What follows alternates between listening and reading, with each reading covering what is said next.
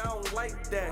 I'm recreating myself, and I ain't looking back. And they gon' criticize my future just like they did my past. Picked up the mic, dropped the packs, cause now I'm fighting back. I'm trying to rebuild them communities I was killing fast. Yup. And with a master plan and discipline, I'ma turn my young dog niggas into some businessmen. Focus on what we got in common, not our difference. White Chalk Yellow Tape Podcast, man. I got the greatest motherfucker that ever breathed. My best friend, man. Dmoney. You know, the greatest rapper from my generation. Y'all know in the city of Buffalo, New York, what's fuck going on. You know, a great father. You know, we about to turn up for y'all and tap the fuck in, man. This my boy, man. What's good with it, bro? How you been? You know, man, I'm chilling, man. First time in Texas, feeling good, man. White Chalk Yellow Tape Podcast. Feeling good, bro. It's going down, man. Episode 2.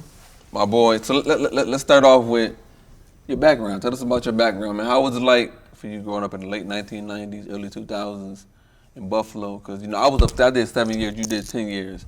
And all I kept hearing from these dudes from New York City is they always, because they come in through the back ways when they come to the state. Right. Where all the cows and shit, and they think Buffalo is just the country. Right. And I be telling them, like, nigga, it's not the country. Like, it's a city where it goes down. Right. It's treacherous. It's a dark cloud over that city, too. You know, so I think I want us to articulate to my audience how, you know, treacherous the streets of Buffalo, New York can be, especially Midtown. Right. Well, I'm telling you, bro, like Buffalo definitely a treacherous city within itself, bro. It's a wild city, bro. You really gotta even I'm gonna say this. I'm gonna put it like this. Even the guys that's not into nothing, that's not even in the streets, know what not to do. Yes.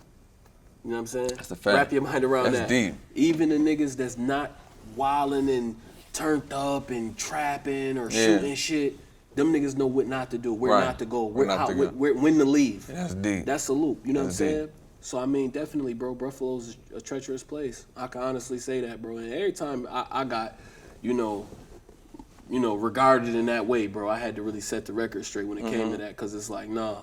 Don't get it You know what I'm saying? Now I think more so motherfuckers is tapping in, like, and really recognizing, what's like, going on. Buffalo ain't nothing to be played with. And I want to more explain anybody that comes from the trenches that, let me explain something to y'all. Buffalo is a city, it ain't like, I'm in Dallas right now, right? I live 45 minutes away from the studio. Or, you know, it's parts of Dallas that's, you be driving an hour away. That ain't the case. In Buffalo, New York, you can get anywhere in 15 minutes. 15 minutes. So imagine, Sure. yo, Dmoney right here, or Ace right here. You can get anywhere in that city in 15 minutes, man.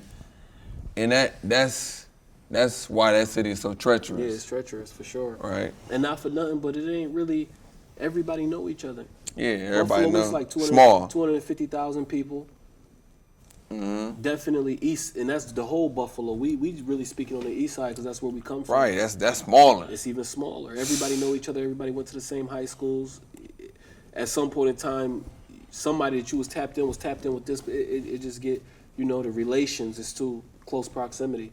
So that makes it real hectic when it comes to definitely when you operating outside of the law. Right. So I lost my brother.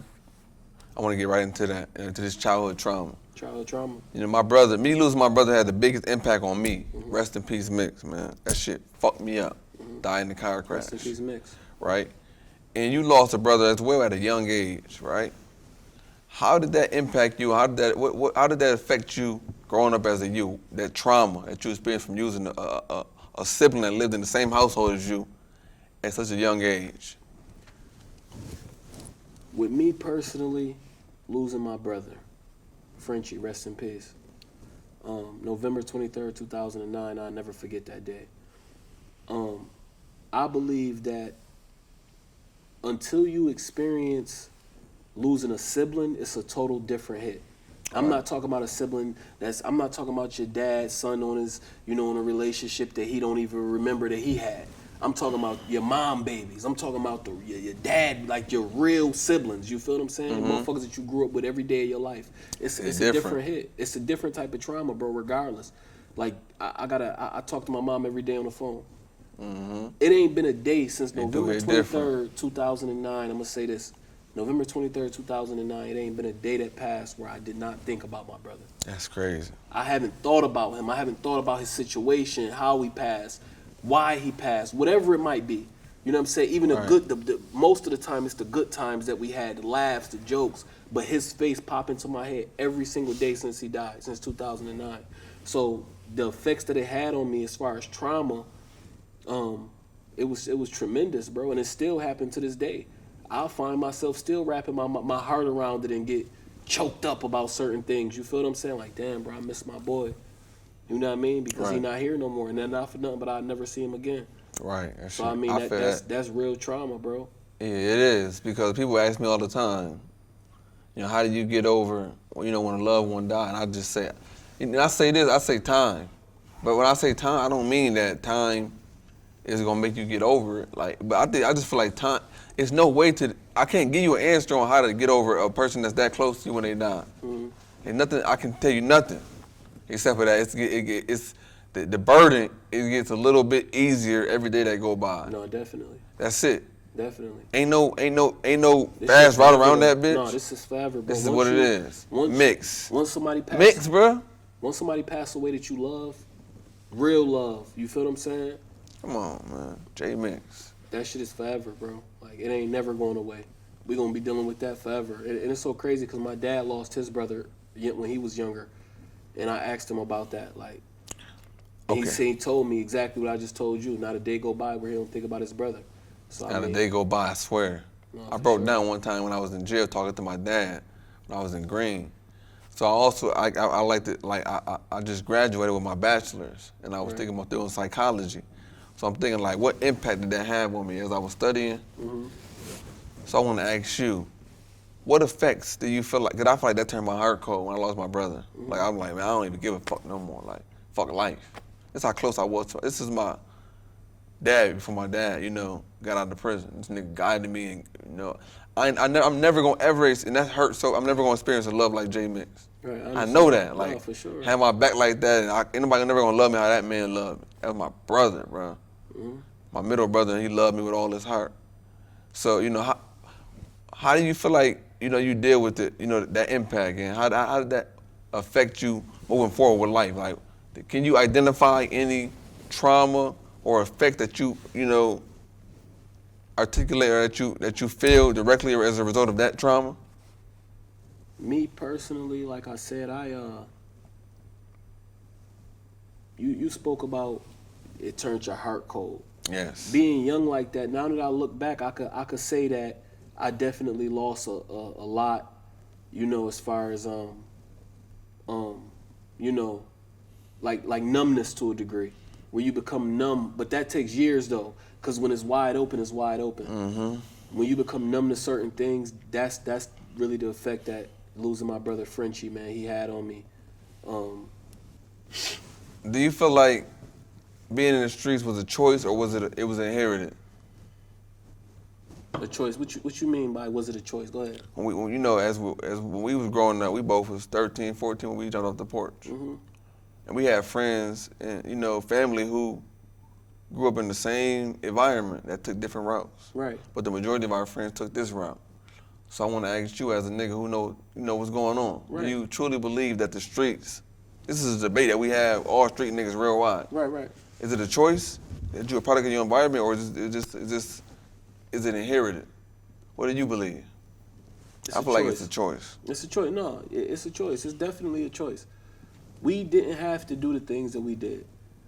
A lot of motherfuckers be talking about, you know what I mean? Oh, this is what my teacher told me, or this is what I ain't had no role models. But that's bullshit, bro. We had real role models to look up to. We had people that wasn't in the streets that was telling us to take a different route. That's a fact. You know what I'm saying? So this is just a choice, bro. This is just us being a product of being impressionable and being in that environment. It could have happened to anybody, but for us personally, for me personally, this was a choice, bro. Niggas didn't have to be a part of this shit. Right. Niggas I feel didn't like have it's to a take choice, that too. route. I had mad people in my ear. I had mad older motherfuckers in my ear telling me, like, do something different. Not only that, but I had, you know, peers. Yeah. My peers that was going to school and went on to do college and do all of the dopest things that we should have been doing. Yeah. Because oftentimes, bro, we done wrapped ourselves so much in this lifestyle that we feel as though that this is the norm. Yeah, it's the norm for me to get on the phone with you and be like, yo, what's up? Yo, you heard, bro? You heard so-and-so got, you know what I mean? So-and-so died. We desensitize. We desensitize. It's not normal. It's abnormal. Yeah. That's just the reality, bro. For motherfuckers to be 16, 17, 18, 19 years old, going to constant funerals and, you know what I'm saying?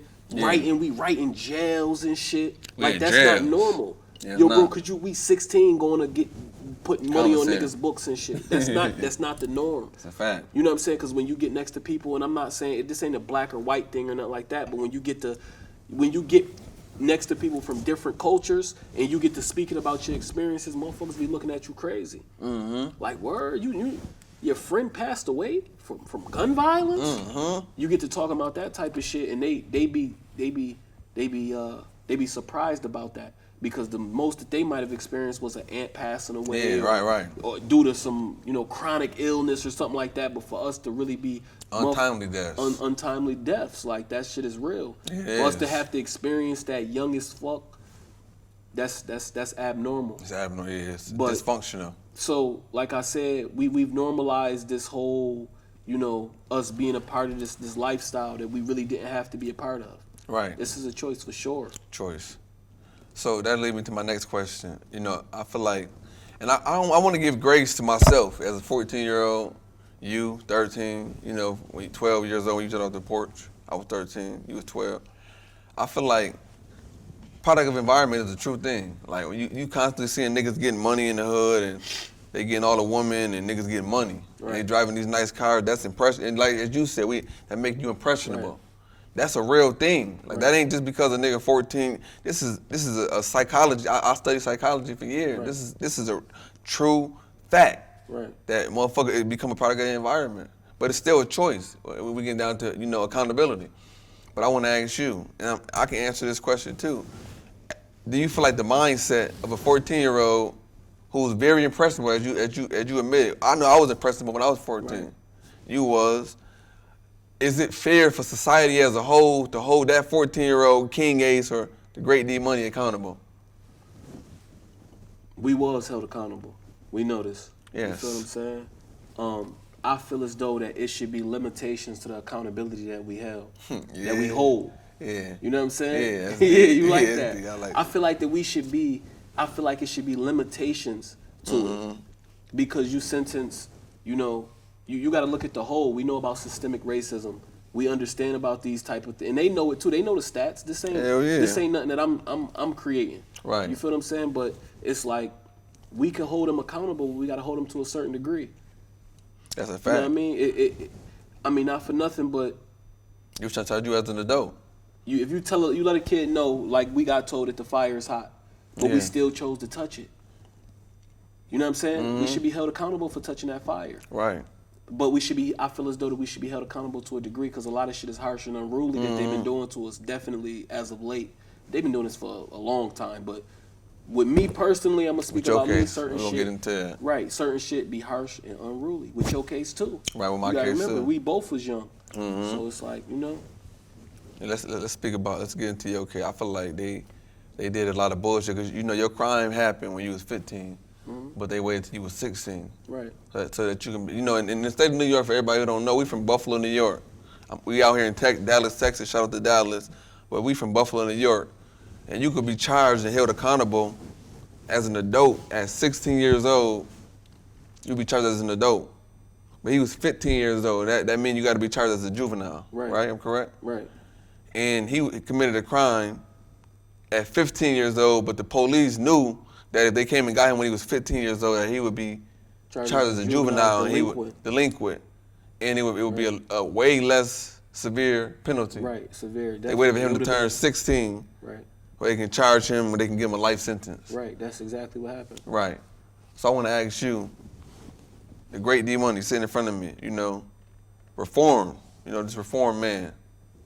I fell in love with your story. What was your mindset as a nigga? As a man, a young youth who was 15 years old and was sentenced to life in prison for a murder and attempt murder. What was your mindset? My mindset.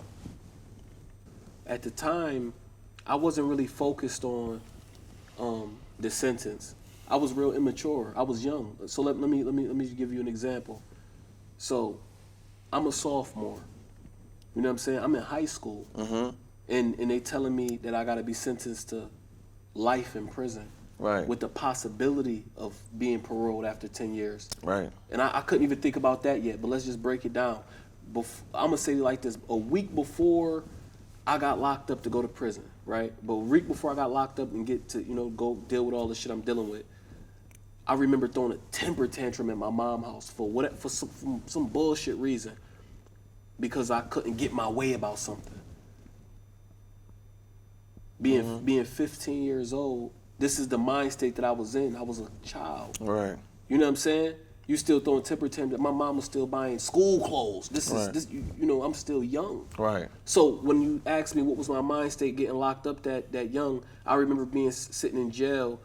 Let's say if I got locked up on Wednesday, I remember thinking about, I hope they hurry up and let me out so I can go to this party on Saturday. Damn.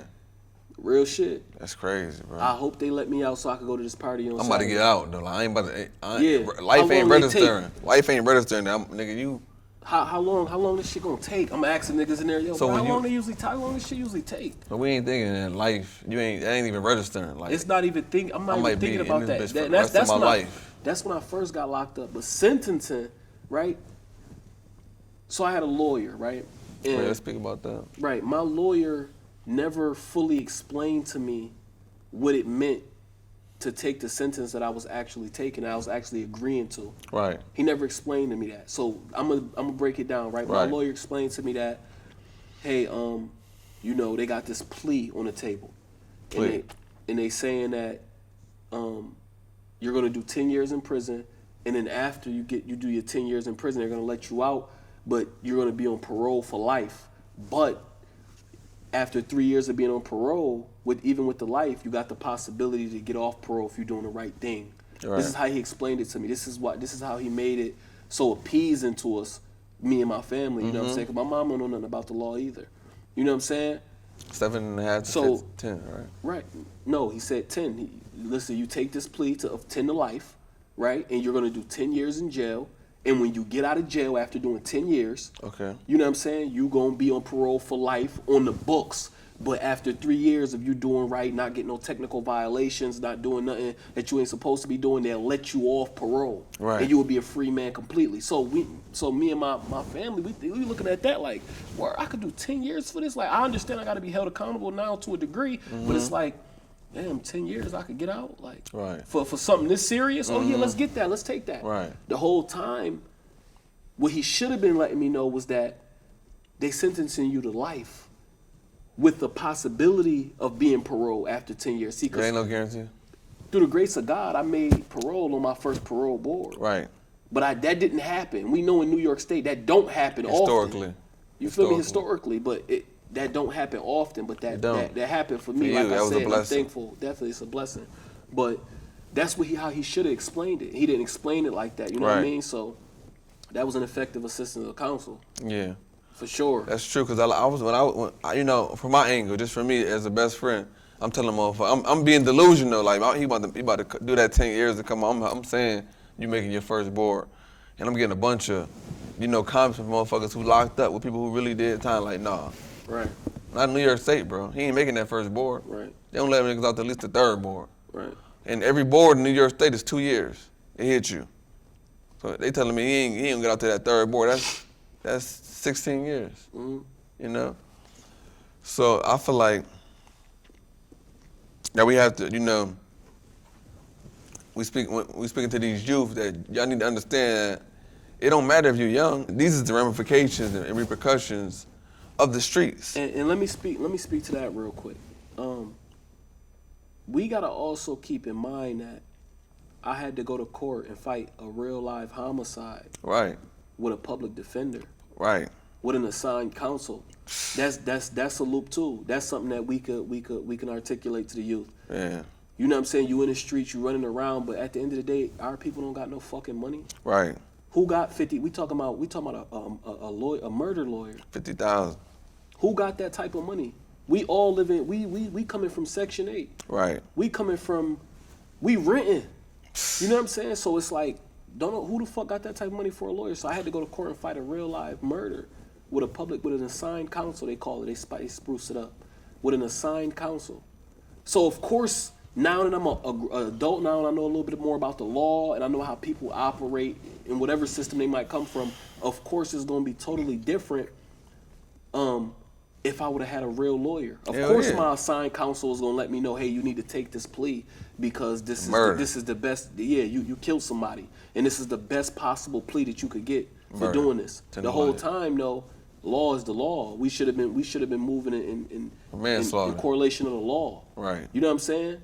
So that's something big that I wanna pass that along to the youth too. Like that you running around here, you thugging, you doing what you gotta, you know what I mean, you doing all this shit, but when it's time, no, you know what I mean? I you feel ain't the gonna same have no way. money for no lawyer, so you gotta you need, you know what I mean, you need to choose a different career path. I feel the same way, man. When I did my little 7 years, and I was running into dudes.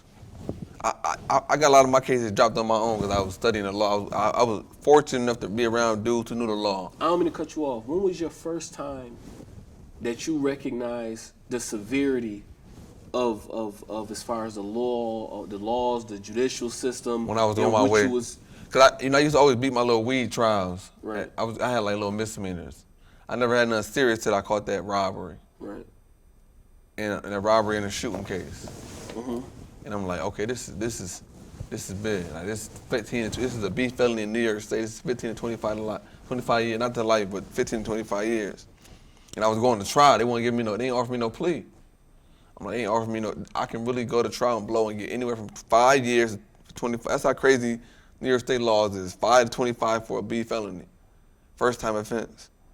When I was going to trial for that, and I couldn't get a plea, I'm like, they trying to get me. And I started really studying the law. I got the shooting dismissed before trial, but I still was going to trial on the C felony, which is 3.5 to 15. That's still deep. Right. So I'm like, this is real. Like I'm really about to have to sit it down now. Like, this is deep. Well, like I said, back to what I was saying about not really understanding the severity of the things that I've done because, you know, motherfucking immature. Right. You're young. You're not, you know what I'm saying? Right. It really clicked to me that I was in some real shit. You know, I did 5 years in juvenile, right? Right. I was sentenced as a juvenile offender. They gave me 10 to life, right? So I had to go do 5 in DFY, right? OCFS they call it now. But I had to go do 5 years there, and then when I turned 21, I get to go to the state. The thing about it is that when you in juvenile, you around a bunch of juveniles, they don't know nothing about the law, just like they just as immature as you. Everybody just basically grown together. But when you go to DOC, you get to get next to, you know, the guys that's been in there for 20, 30, 40 years, and they know about the law and they know how to identify when, you know, law and what's not. So I was next to this guy, I don't know his name. But I got next to him and I was talking to him. I used to walk back and forth to trial with him. He had 43 years in prison. He had a life sentence. But he got sentenced to 25 to life. Right. And he was doing 43 years. He already did 43 years. Right. They hitting him at every board because they telling him it's the nature of his crime. Nature of the crime. He going to the board with college degrees. He going there with certifications. He going there with no disciplinary actions against him. Everything but nature of the crime. The nature of the crime. They keep hitting him for it.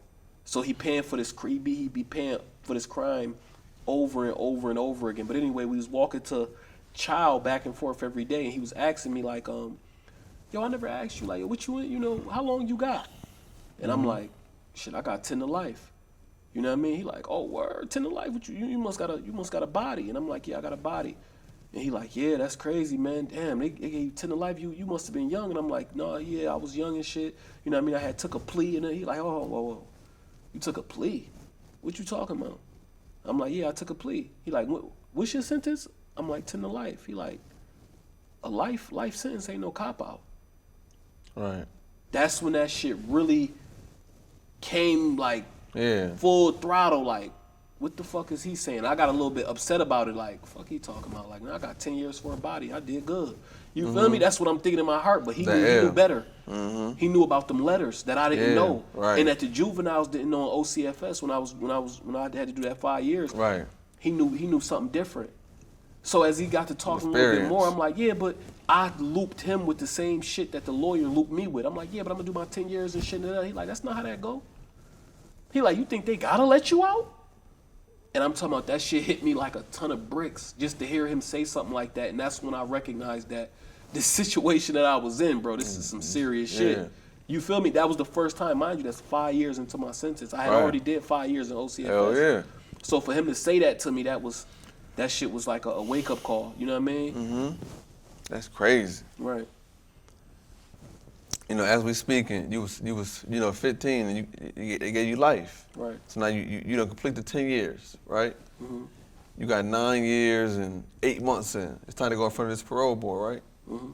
So, articulate to these people and to myself, what was your mindset going in front of that parole board, and what did you say to that parole board to get released on your first parole board? Because historically, motherfuckers don't get released on that first parole board. They at least do 2 or 3 hits. Right.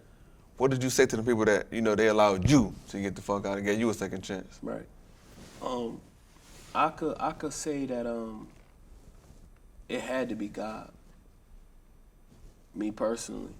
I feel the same way. It had to be God. I mean, pray for you every night. No, for sure. I appreciate that, but it's like, while I was in prison, right, during my 10-year sentence, they always say, when you got life on the end of your sentence and you have to go and see a parole board, you got to navigate through prison a certain way. You can't be involved with so much with everything that's going on in prison. So that's number one. You know what I mean? That's step one. I had to figure out how to navigate through prison without, basically causing mad attention to myself that the parole will bring it up and that after that 10 years was up. Because you got to answer for all that shit. You know what I mean? It's like the ultimate hearing. You feel what I'm saying? All that shit that you was doing, I don't give a fuck with you, all the fights you had, all the time you might have went to the box, all the disciplinary actions, you got to answer for that. But the good thing about that is that the positive shit that you doing in there, you got to answer for that too. You know what I mean? Right. And you gotta speak on that. You gotta speak to that. They gonna ask about that too. It ain't just about negativity. But the negative is, as long as you involved with that bullshit, it's gonna keep constantly coming up. So while I was in jail during that 10 years, I had to figure out ways. I couldn't afford to crash out like my peers might have been. You feel me? I had to learn patience. Yeah. I had to learn like me in and out the box. Right. Like I had to learn how to have thick skin when it came to certain shit. Certain shit I had to just be like, you know what, all right, cool. You know what I mean? Like anybody else, New York State, them COs, bro. The COs is the word. That was the biggest problem that the biggest obstacle. So it's like I had to constantly find different ways to navigate around them because I recognized that the more paperwork that I build up on myself, and I'm not no angel, you know what I mean? I got my fair share of paperwork, but the more paperwork that I build on myself is the more shit that they got to talk about at the parole board. So that's why I speak about God, bro. Through the grace of God, bro, I was able to, in that sentence, I was able to go out and get my college degree. I was being able to work as a IPA. I think I've been out of jail for so long, but I think it's like an IPA where transitional services, like, where you help people reintegrate into society, or you help people integrate into prison and let them know what's going on. They got like phase 6 months. You get that 6 month good credit time. Right. Hell yeah. Right, but with a lifer, it's a little bit tricky. Right, you just go in front of the board 6 months. Right, you get over the board a little bit early. But you get that 2 board though, right? Right. Yeah, that's a fact. That's a fact.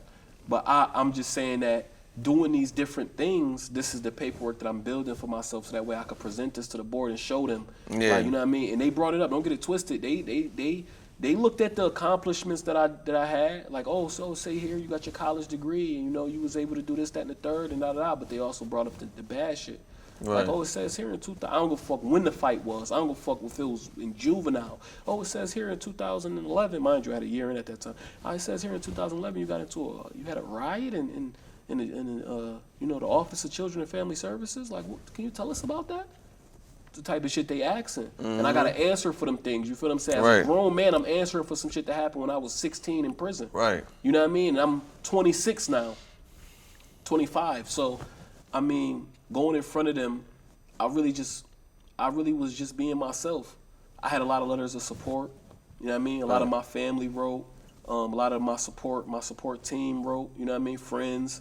And they basically just said, hey, this is our person, and he's been doing a lot of shit in the 10 years that he's been locked up. We just basically want him home. You know what I mean? And when they presented it with me, I had to give them the real me. You know what I mean? You can't practice for this shit. Yeah, no. This ain't nothing that could be practiced for. And a lot of dudes go into that shit thinking that they about to, because another motherfucker might tell them, yo, bro, They hit me at my parole board. This is the questions that they gonna ask you. Yeah, I got hit. So this is the type of, this is what you should say. No, it don't work like that. You gotta go in there and be authentic. You gotta get them you. Because if they could peep that shit, you gotta think, bro, they look at hundreds of these cases, bro, every year. So when they ask you, Mr. Coble, you committed this murder on such and such date, do you have any remorse or do you take any responsibility? What was your answer to letting them know that you are no longer a safety and security risk to society? Definitely remorse. You gotta speak to that. You gotta remember, bro, this happened when I was 15 years old, bro. I'm a grown man now. Right. Remorse, that gotta be number one. They gonna peep that. Not only they gonna ask that question for sure, but they gonna also look at your body language. They gonna look at how you respond. Psychology, communication. Definitely, bro. They got those backgrounds. Mm-hmm. So they gonna definitely ask you to, and they know how to identify if you being sincere or you not. Right. You know what I mean? I definitely told them, like, hell yeah, I'm remorseful. Hell yeah, I made a mistake. I made these these choices. Remember we speaking about choices earlier? Mm-hmm. I made these choices when I was a young man. Right. You know what I mean? I'm a full grown man now. I got, you know what I mean? Right. Mentally, I'm not the same person that I was when I was 15 years old. It's impossible. Right. You know what I mean? So I had to really speak to that. One of the parole commissioners asked me a question, and I feel like that this question really got me home. I'm gonna be real. What was it?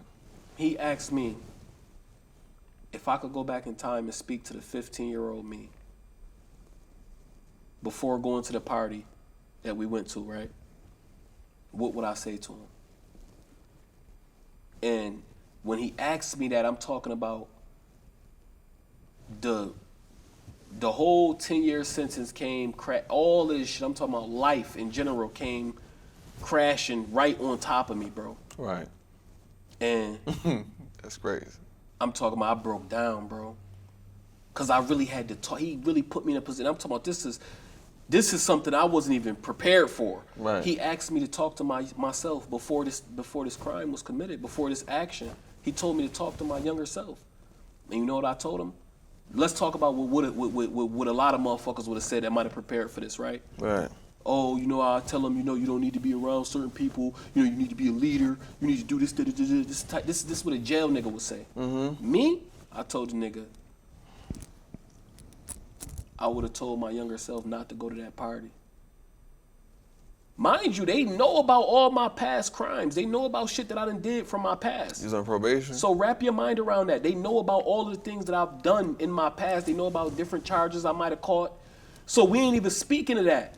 So I feel like, and mind you, when they asked me this and I'm breaking down at the same time and I'm answering this question, I feel like that was the most authentic that I could have did. And they all looked at me. They all just stared at me. When I said that, and I mean, if some of them was right in, and I truly believe that was something that motherfuckers didn't say, because you got to think about what's the norm, the normal response would be. Oh, I would have sat him down. I would have talked to him. I would have tell him, you know what I'm saying? Listen, man, you got your whole future ahead of you. Blase. All of that shit is scripted. Yeah. They able to recognize that. Right. So for me to come out and say, yo, listen, I would have just told him not to. Fuck all the gun charges I might have caught prior to this. Fuck all the juvenile back and forth in East Ferry detention. I'm going to tell him, don't go to that party. When I said that, I'm talking about the lady, she dropped her pen from writing. Everybody, they just lift their head up. They got to looking at me, staring at me. You know what I mean? And at the time that I'm saying this, mind you, I'm breaking down. I got to talk to the little Dmoney. Mm-hmm. Think about that though, bro. I'm choked up. Like damn, this thing. I wasn't expecting that question. Mm-hmm.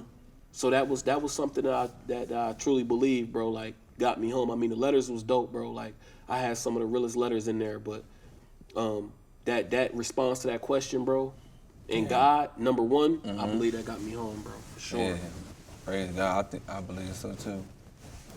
You always been a celebrity chopper boy. You always been a celebrity in our town, bro. For all y'all, from my generation, y'all know this is the greatest motherfucker that ever did it from my generation. You had a viral song, "We Around." Right. Shout out to my nigga J Duke, man. Shout out J Duke. Couple 100,000 views, bro.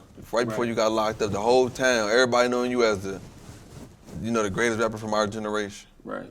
right? And you ain't dropped shit. That's what they think. Yeah, we know this. I feel this in my heart. I don't know, bro. You the greatest rapper from our generation. That shit had 200, 300, 400, 500,000 views. Mm-hmm. As a 14-year-old youth. Mm-hmm. Everybody singing that shit word for word. And then they got clicked. And this was our story. Right. Niggas was known. So I feel like, would you say that inspired you, to do music? Because then you got nicer when you was in jail. Right. Pushing on my voicemail and sending me shit home. You became the voice of the hood, Right. But that right there, you feel like that inspired you to take rap serious? And, what can we see moving forward from the great Dmoney when it comes to music and stuff? So, like you said, the impact, nigga. The impact.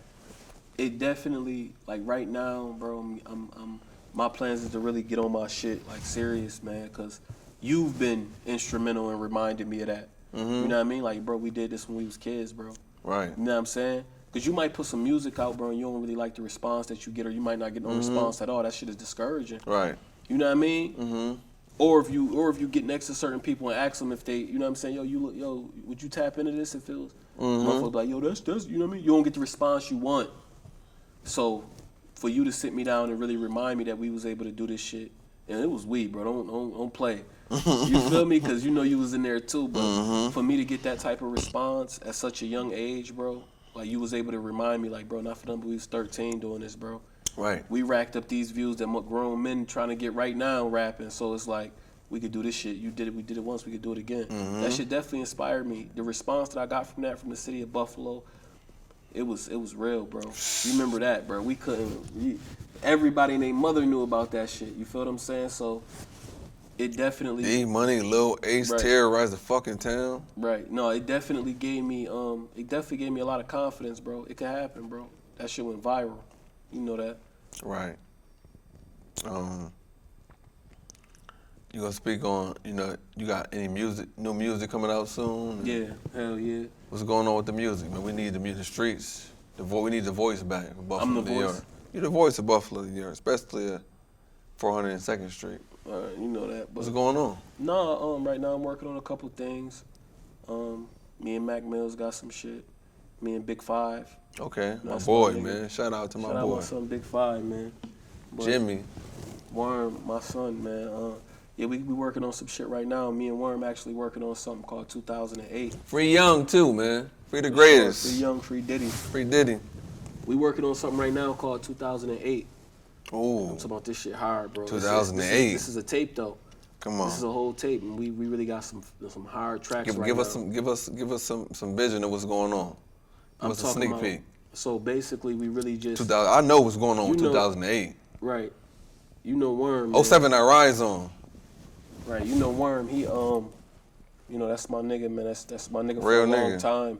And we was chopping it up. We was talking about what the plans was as far as getting me back on my music shit. And I'm like, yo, I want to speak. You know what I'm saying? But I'm not in the trenches. No more. I move. I live in Florida. Right. You know what I'm saying? So I was a little bit. Not really wanting to, I don't really want to rap a certain way because You know what I'm saying? I'm not really out there and, you know what I mean? Right. I don't want to speak to certain shit, but he like, yo, no, not for nothing, but bro, you got to remember, bro, you got a story. Right. We all got a story, bro. That shit was birthed in 2008, bro.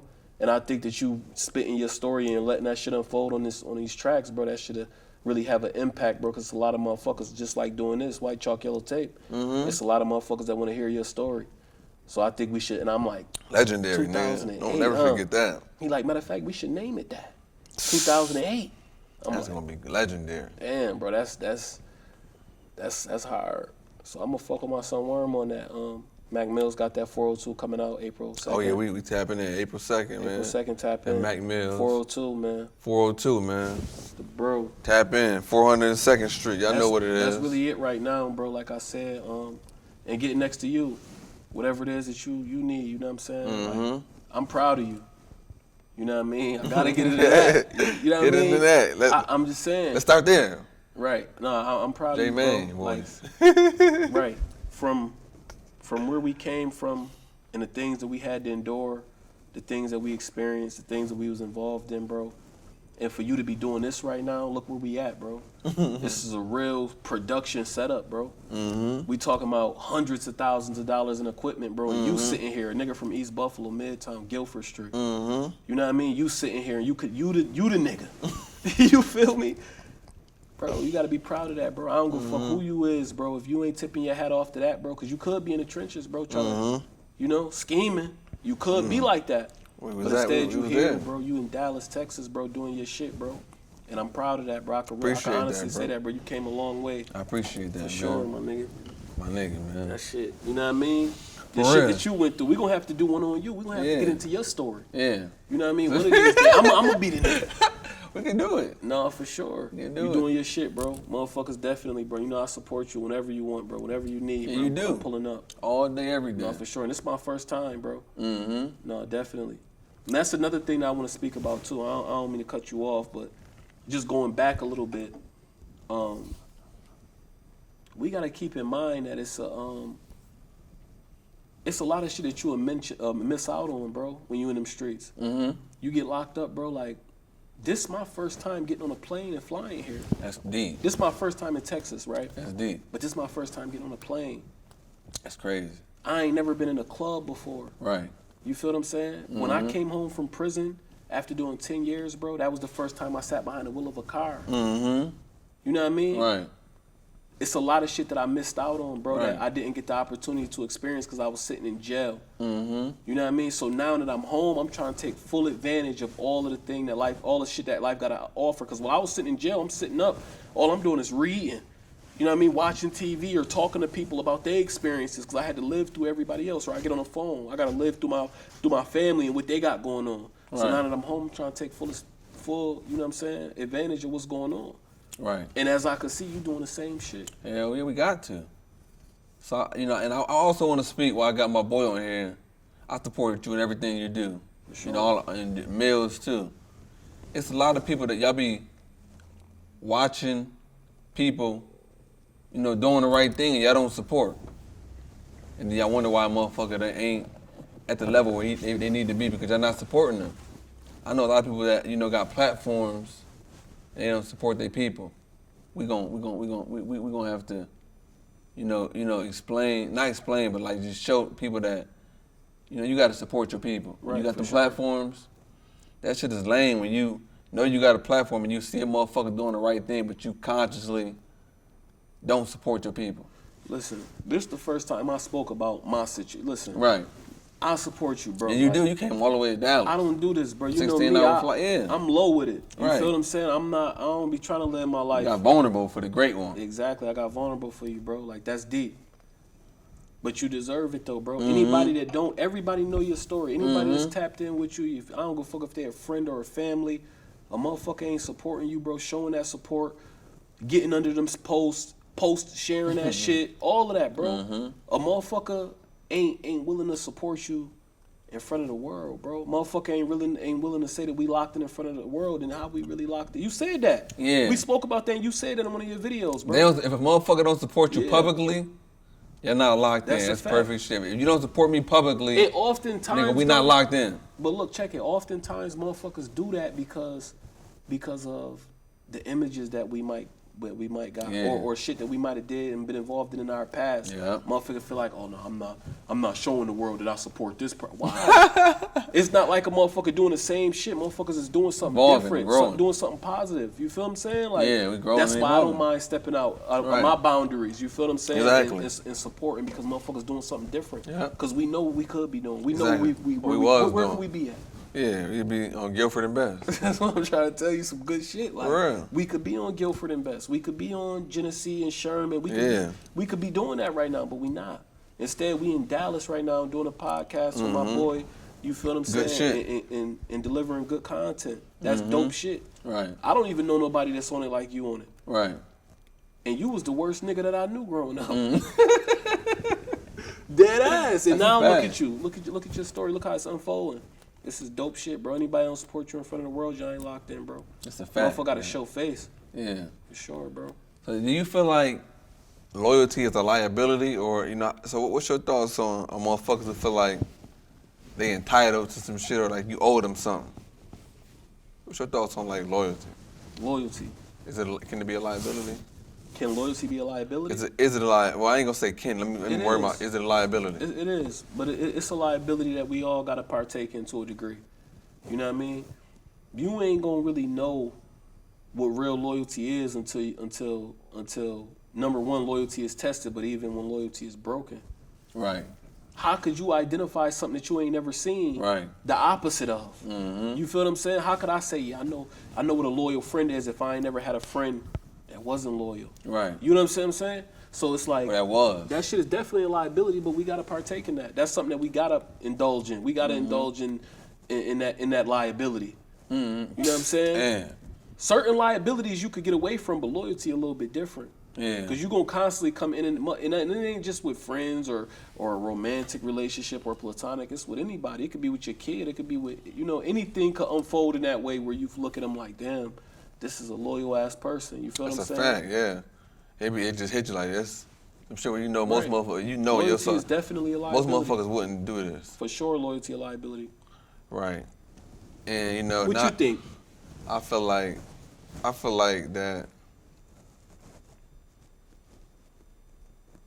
unprincipled, unmoral, or when you don't have certain or boundaries, or it's just blind loyalty. I'm gonna say blind. Right. That's what I'm looking for. Blind loyalty. If you ain't got no principle with your loyalty, and you just being loyal to a cause where you can't hold a motherfucker accountable, I'm always gonna go back to accountability. I'm big on accountability, bro. No, for sure. If I can't hold you accountable, and I've got to be loyal to some shit that may be detrimental to us, to me, then I feel like that's when it becomes the problem. Mm-hmm. If I can look at you and I can hold you accountable, that you moving how we supposed to be moving, I'm rocking with you all day long. No, for sure. But if it's just some blind shit where you doing fuck shit or you not moving how you supposed to move and I can't hold you accountable because you doing some whole shit. Right. But you want me to be loyal to you wrong, nigga. It might be a situation where your friend is dead wrong, but you want me to be loyal. I'm not with that, bro. Right. I was with that in 2008. 2024, I ain't with that shit, bro. No, it's 16 years now. I ain't loyal to that. You wrong, nigga. Right. I'm liable to tell you you wrong and hold you. I'm still gonna make sure you good though. But nigga, you wrong. You was dead wrong. No, you right, bro. We had to experience that recently, not too long ago, where somebody that we might know and love did something that we don't agree with, and it's time to be held accountable. Like, nah, I'm not feeling that. I'm not Jack. That's something I can't be a part of that. Right. No. Definitely. I understand where you're coming from. Right. So you did your time in prison. Mm-hmm. Stood tall, G'd the fuck up. Great Dmoney, came home. The man. You did that 10 years, nigga. 10 of life. Made that first board. Okay, cool. You made that board. You come back home. How was that re-entry? Coming back into society. You had to get back into the loop of things. How was it getting reintegrated back into society when you was just indoctrinated for 10 years in a New York State prison? Right. How did you get back re-entry into society in New York State? It really was support, bro. Family and friends supporting you, being there for you. Cause a lot of times, bro, like motherfuckers be in jail talking about the support they got and they come home and everybody scatter. I really didn't have that. Right. To a degree. I had support, bro. Like, right. That's real big, right? But if you don't got support, let me say this before I get to speaking on my situation. If you don't got support, what can you do? The biggest thing that you could do, you coming home from prison, you know that you're getting ready to get out. The biggest thing that you could do is have your birth certificate and your social security card when you get out. Now, we know that your mom might got it under her bed. We know that grandma might have it. But they give you the opportunity, I believe. I forgot which phase. They do. I forgot which phase of transitional services that they allow. Phase 3. Right. Okay, phase 3. They give you the opportunity to get your birth certificate and social security card. So I used to teach them classes. Mm-hmm. So they came out, they did a survey, and the survey said that those who leave prison with their social security and a birth certificate has a less likely chance of returning to prison than those who don't. Those who leave prison with their social security card and their birth certificate has a less likely chance of returning to prison than those who don't. The reason being is that when you first get out, you need your ID to get employment. You know what I'm saying? You need your birth certificate to get your ID. Right, you do. So if they giving you the opportunity and it's free, you ain't got to go through City Hall, you ain't have to pay no price or nothing like that. If they give it to you for free, all you got to do is sign your name and put your, put in your information. So that's number one, because when you get out of jail, bro, the main thing is if you sitting around, like they say, idle time is the devil's playground. If you sitting around not doing nothing, sitting around, you just, whatever it is that you might be involved in, that idle time, bro, eventually that shit gonna turn into some bullshit. Hell yeah. You ain't got nothing else going on. So like I said, me transitioning into society, bro, I still deal with a level of institutionalization. We know that, right? You made a great transition. I'm gonna give you your flowers. No, for sure. On all out of everybody that I know that can't, let me give you your flowers for a second. I want to give you your flowers, man. Out of everybody from around the way, man. Myself, in and out of jail, parole violation. I come home after doing 5 years in prison, bro. Right. Parole violation, looking like a fucking clown. And other dudes from the hood, in and out from our town. You came home, 10-year bid. I'm never going back. 5 years later, you ain't never been back. Not a parole violation, not a technical violation, nothing. I'm out here. Right. Got your son with you. You doing real ball shit. Moved out of town, boss the fuck up. You know what you got to do, handling business. Right. Opening up a couple businesses, standing on business. Right. Speak to that, bro. That's deep. Like, I ain't talking about what you got going on now and your success with your businesses. I'm talking about that young nigga that come home from prison. What did you change when you was able to go 5 years on life parole and you ain't even catch a tech? Right. What was that mindset that I'm not going back to jail? The biggest shit I would say is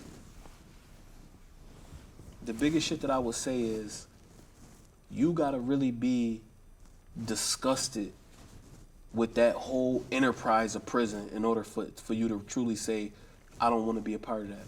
Right. Now, when I say disgusted, I'm not talking about you looking down on the people that might still be in there or anything like that. I'm talking about all the times you had to go to the box, all the times where you was hungry, all the times where your people wasn't able to send a package out, all the times where the police disrespected you to your face, all the time where you in the back, you jerking off. You feel what I'm saying? Right. Whatever it might be, that whole institute of prison, you got to be disgusted with that.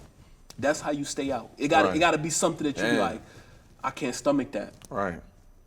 Disgusted to stomach it. Yeah, you can't be the nigga that could be able to be like, man, that shit on top of my head. Nah, you can't do that on top of your head. Right. You gotta become disgusted with that shit. And that's what happened with me, bro. Like, you did that shit. To sit in there, bro, and have to keep. Flowers, I had to watch the world through TV. You grow and evolve, and you grew and evolved and became a man. I watched you, bro. For sure. I appreciate that, man. You came home and showed the hood, like everybody counted you out. They all counted you out. You gonna come home and you evolved and grew. And you had family. Everybody counting you out. I had family counting you out. You made everybody. This what I'm doing. Final question, man. I gotta put you on the hot seat. All right. We speaking on Buffalo, New York. Who your top 5 rappers coming out of the city? Your opinion. Top 5. I'm gonna say I'm really gonna speak about my niggas. Okay. I'm included? Yeah. All right, me for sure. Number 1? No, I need an order. No order? I need an order. Me. No, I can't do order. Can't do order? I can't do order. No, It's tricky with the order. Okay. I'm gonna say me though. Let's say if I'm number 1. That's the order. Right. Okay. That's it. But that's just it. There ain't no order after this. The next 4. Worm. That's Big 5. Mac Mills. Okay. Diddy Bop. Okay. Who 5? It do hit different. You. Get back on your rap shit. Oh, okay. You. Okay. That's it. That's it, man. Y'all, thank y'all for tuning in, man. I had the greatest nigga that ever did it coming out of East Buffalo, man. The great Dmoney, man. Y'all tap in, follow my boys, support White Chalk Yellow Tape Podcast. We out. and I don't like that.